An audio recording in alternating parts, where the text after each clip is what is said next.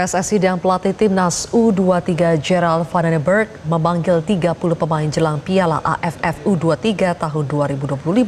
Timnas Malaya auto panik. Elkan Bagot dan Renjani Rendes gabung Timnas U23 Indonesia. Skuad Garuda full naturalisasi hadapi AFF. Benchmark kita sekarang adalah untuk maintain untuk layak ke Asian Cup 2027, di mana bermulanya group stage tu pada bulan 3. Dan group stage ni adalah berbeza dengan yang layak dulu. Yang layak dulu adalah lebih senang kerana main di home dan main 3 kali main dalam satu group. Yang kali ni kita akan bermain dengan 6 game, 3 home 3 away mana kita belum draw lagi, akan draw pada bulan 12. Jadi setelah berbincang dengan pemain, I don't care because I had to prepare my own team. I win Copa Europa, I win many things. I never start the season that I say I will lose. I think that's not normal. Jakarta, 27 Juni 2025, keputusan mengejutkan datang dari kubu Timnas Indonesia U23. Jelang bergulirnya turnamen AFF U23 Championship 2025, pelatih kepala Simon Tahamata dan Gerald van den Berg mengambil langkah radikal dengan memanggil 2 nama besar ke dalam skuad U23, Elkan Bagot dan Renjani Rendes. Okey. First game lawan KL dia skor 2 gol. Second game dia skor 1 gol. Maknanya dia dapat skor. Maknanya dia dapat set player yang bagus dalam tu. Kalau dibawa kepada tim Malaysia sekarang, kenapa boleh menang 4-0? Kenapa Kobin Ong, Noah Lane dan yang lain boleh sukses? Sebab mereka dapat player yang baik yang sama dengan dia tinggi. Kedua pemain tersebut merupakan bagian dari tim senior Garuda yang selama ini berlaga di level tertinggi. Bergabungnya mereka ke level U23 menjadi perbincangan besar di ASEAN, dan secara langsung memicu kepanikan luar biasa di kubu Timnas Malaysia U23, yang merupakan rival utama Indonesia dalam kompetisi regional. Elkan Bagot dan Renjani Rendes, penguat pertahanan dan kreativitas. Masuknya Elkan Bagot ke skuad U23 jelas bukan sekadar tambalan. Bek jangkung yang saat ini bermain di Liga Championship Inggris ini dikenal dengan gaya bertahan disiplin, duel udara yang superior, dan ketenangan luar biasa. Ia adalah figur pemimpin yang kerap menyelamatkan timnas senior di laga-laga krusial. Sementara itu, Renjani Rendes, pemain muda kelahiran Belanda yang baru saja dinaturalisasi pada 2024, adalah playmaker masa depan Indonesia. Gaya mainnya disebut-sebut mirip Frenkie de Jong, cerdas, tenang, dan lihai membuka ruang. Ia telah menunjukkan performa cemerlang di klubnya, SC Heerenveen, dan kini akan menjadi jenderal lini tengah timnas U23. Kita tidak main-main di AFF.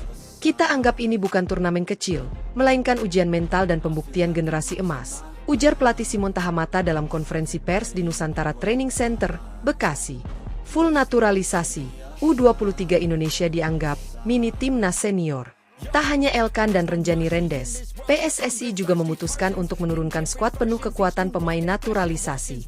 Sejumlah pemain blasteran dan hasil proyeksi jangka panjang PSSI ikut dimasukkan ke dalam tim U23 seperti Rafael Struijk, Belanda, Ivan Jenner, Belanda, Jordi Abesamis, Spanyol Filipina Indonesia, Maxim Huber, Prancis, Kenshiro Daniels Jr., Jepang Indonesia. Keturunan Afrika M. Sanda dan D. Toure. Nama-nama tersebut sejatinya telah membela berbagai level timnas, mulai dari U20 hingga senior. Kini, semuanya akan memperkuat tim U23 demi satu tujuan, juara AFF U23 dan dominasi ASEAN. Simon Tahamata menegaskan bahwa tidak ada kelas 2 di tim U23. Semua pemain yang dipilih adalah pemain terbaik di usia mereka, terlepas dari status lokal atau naturalisasi.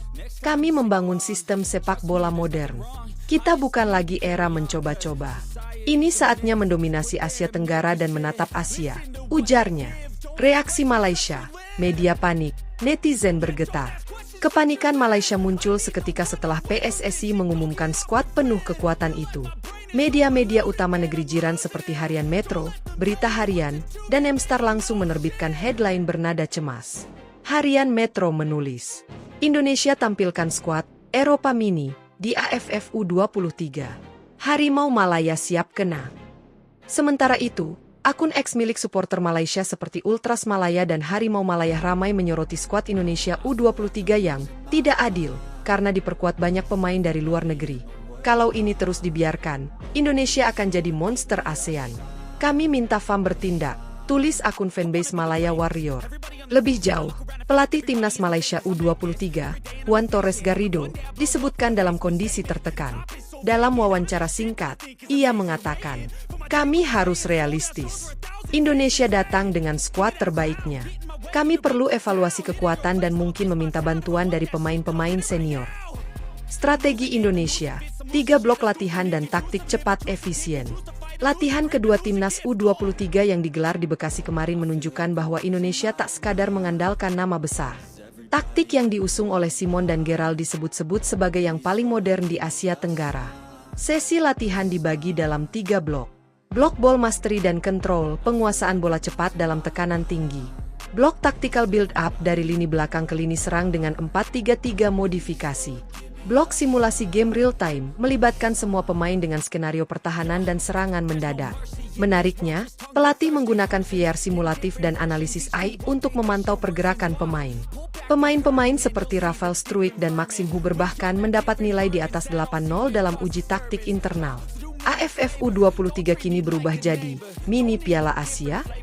Banyak pengamat kini menyebut AFF U23 bukan lagi turnamen persiapan seperti dahulu. Dengan adanya tim sekelas Indonesia yang menurunkan skuad bertabur pemain Eropa dan naturalisasi elit, kompetisi ini mulai dianggap sebagai turnamen regional yang sangat kompetitif.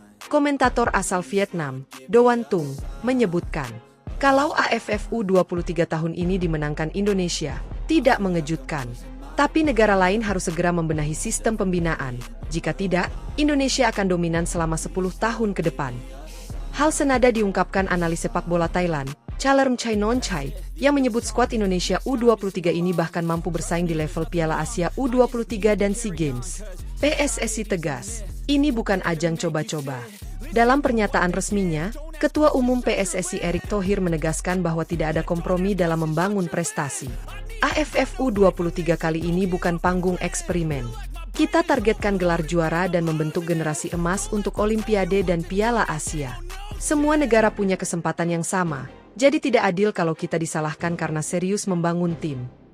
Ia juga menyebut bahwa sistem pelatihan saat ini dibuat untuk jangka panjang, dan para pemain yang tampil akan diproyeksikan ke tim senior untuk 2026 dan 2030.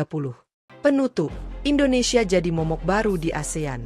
Bergabungnya Elkan Bagot dan Renjani Rendes ke timnas Indonesia U23 mengubah peta persaingan di Asia Tenggara. Malaysia, Vietnam, dan Thailand kini harus bersiap menghadapi kekuatan baru Garuda Muda yang sangat serius dan terstruktur. Skuad U23 Indonesia bukan hanya menampilkan kekuatan individu, tapi juga sistem, analisis data, psikologi, dan disiplin Eropa yang dibawa oleh 2 pelatih berpengalaman. Di balik semua itu, ada dukungan total dari federasi dan masyarakat. AFF U23 Championship 2025 belum dimulai, tapi efek kejutnya sudah mengguncang kawasan. Jika tidak ada aral melintang, Indonesia berpotensi merebut dominasi kawasan dan membuka jalan menuju pentas Asia yang lebih besar.